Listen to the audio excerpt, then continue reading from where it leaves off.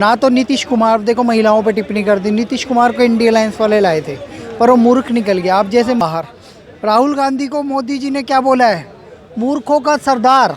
पहले हम बोलते थे पप्पू, अब बोला जा रहा है मूर्खों का सरदार। नमस्कार सर। नमस्ते सर तो मेरा पहला क्वेश्चन ये था कि 24 में इलेक्शन आने वाला है, तो अभी मुझे ये बताओ आपको क्या लगता है, आपकी राय, आपको क्या लगता है कि 24 में कुछ बदलाव दिखेगा या फिर से मोदी सरकार ही आएगी? देखिए, बदलाव तो हो सकता था लेकिन बदलाव करने के लिए कुछ विपक्ष भी तो चाहिए। अच्छा, मोदी जी के अलावा तो हमें कोई दिखता ही नहीं है नेता, क्योंकि मोदी के समकक्ष ना तो नीतीश कुमार देखो महिलाओं पे टिप्पणी कर दी। नीतीश कुमार को इंडिया अलायंस वाले लाए थे पर वो मूर्ख निकल गया। आप जैसे मीडिया वालों से बात नहीं कर रहा, मीडिया वालों को हाथ जोड़ के भाग रहा है। क्यों? क्योंकि उसने महिलाओं पर अभद्र टिप्पणी करी। पढ़ी लिखी महिलाओं पे कितना अशोभनीय शब्द उसने इस्तेमाल किया, तो वो बंदा बाहर। राहुल गांधी को मोदी जी ने क्या बोला है, मूर्खों का सरदार। पहले हम बोलते थे पप्पू, अब बोला जा रहा है मूर्खों का सरदार। ठीक है। राहुल गांधी के बाद आता है केजरीवाल।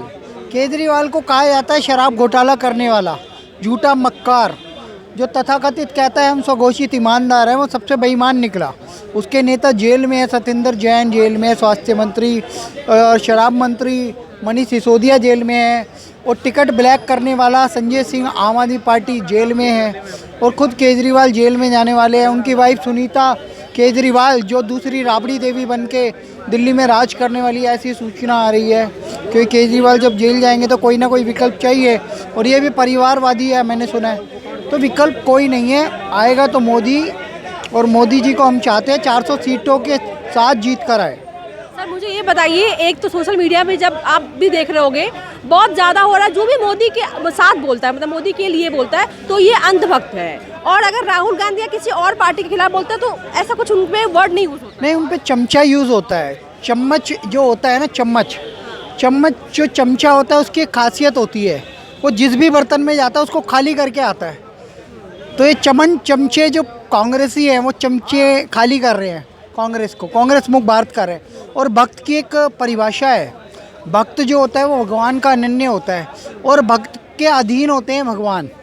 तो भक्त की तो यह परिभाषा है। तो भक्त होना अच्छी बात है, गौरव की बात है, लेकिन चमचा होना गद्दारी का एक पर्याय है कि तुम जहाँ भी जाओगे चमचागिरी करके गलत को भी सही बताओगे और तुम बर्बाद कर दोगे उस स्थान को, उस जगह को। तो इसीलिए इनके लिए चमचा शब्द इजाद किया गया है। अच्छा सर, इसके अलावा सोशल मीडिया पे ये भी कहते हैं कि मोदी हटाओ देश बचाओ, और मोदी ने देश को बेच दिया। ये कहाँ तक आपको ठीक लग रहा है? मैडम देखो, मैं यहाँ खड़ा हूँ, मैं स्वतंत्र नागरिक हूँ, मैं तो बिका नहीं। देश बिकेगा तो मैं भी बिक जाऊँगा ना।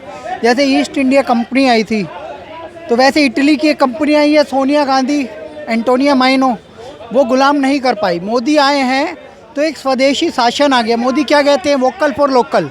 मोदी कभी ये नहीं कहते ब्रिटेन को यहाँ पे सामान बेचो, अमेरिका को यहाँ सामान बेचो, या इटली वाली सोनिया गांधी या कब्जा कर लो, या राहुल गांधी का कब्जा करवा दो, या विदेशी कंपनियों का प्रचार करो, या चीन की दलाली खाओ राहुल गांधी की तरह। मोदी क्या कहते हैं, स्वदेशी अपनाओ। मोदी कहते हैं टाटा कंपनी को हमने, एप्पल जो Bharat made in Bharat Apple बन रहे हैं, जो अमेरिका में अभी महिंद्रा कंपनी के जो मालिक है, महिंद्रा जी, क्या नाम है उनका, मैं थोड़ा भूल रहा हूँ, आनंद महिंद्रा जी। तो उन्होंने i15 खरीदा, अमेरिका में मेड इन भारत था वो। तो मोदी भारत को प्रमोट कर, LIC बिल्डिंग के बाहर में खड़ा हो गया। मैंने पूछा भाई ये LIC बिक चुकी है क्या? वो कह रहा नहीं। मैंने क्यों नहीं, कांग्रेस के वाले कह रहे बिक गई है। तो उन्होंने कहा नहीं नहीं भाई, ये बिक ही नहीं सकती, ये तो सरकारी है। फिर मैंने ट्रेन की टिकट ऑनलाइन देखी, तो वहाँ पे कहीं ना अडानी लिखा था, ना अंबानी लिखा था, ना अमेरिका लिखा था। भाई अगर ये देश बिक चुका है तो किसी ना किसी को तो बिका होगा ना। अब जैसे इंदिरा गांधी एयरपोर्ट पे पहले GMR कंपनी के अंडर में था, वो अमेरिका की कंपनी है। वो अमेरिका की कंपनी से अब वो भारत की एक कंपनी अडानी के अंडर में आ गया है। अगर अडानी के अंडर में आया है तो हमने अमेरिका की कंपनी से लिया है।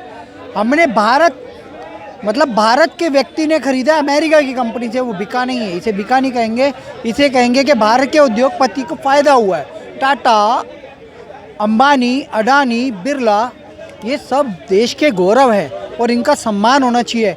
इनका जो अपमान कर रहे हैं, इनके खिलाफ साजिश कर रहा है, वो देश का गद्दार है। राहुल गांधी इस देश के गद्दार है, और जो भी अडानी अंबानी को गाली देता है वो देश का गद्दार है। क्योंकि कहीं ना कहीं ये लोग जीडीपी भी बढ़ा रहे हैं और हमारे इंडियंस को एम्प्लॉयमेंट भी दे रहे वही हैं। तो मैडम, एम्प्लॉयमेंट जनरेशन कर रहे हैं। अगर वर्ल्ड में दूसरे स्थान पे अडानी आ जाते हैं, देश का गौरव बढ़ता है। अगर कोई मुंबई एयरपोर्ट प्राइवेट हो भी जाता है तो भाई वो लॉस में भी तो चल रहा था, वो सरकार के पास था। आज एयर इंडिया टाटा अपने अंडर में ले लेता है तो एयर इंडिया का फाउंडर कौन है? टाटा ही फाउंडर था ना भाई। गद्दारी तो नेहरू ने की थी ना, नेहरू ने लॉस में दिया ना एयर इंडिया को। ये गद्दारी नहीं दिखती कांग्रेस वालों की? इस देश के सबसे बड़े गद्दार नेहरू गांधी परिवार है, कांग्रेस पार्टी है। और कांग्रेस मुक्त भारत जब तक ये देश नहीं होगा तब तक ये देश बचेगा नहीं। मैं पाकिस्तान और कांग्रेस को समकक्ष देखता हूँ। जैसे आतंकवाद मुक्त भारत मोदी जी ने किया है, जल्द कांग्रेस मुक्त भारत भी करें। थैंक यू सर, धन्यवाद। इस तरह के और भी वीडियोस देखने के लिए हमारे YouTube चैनल मीडिया फाटक पर विजिट करें।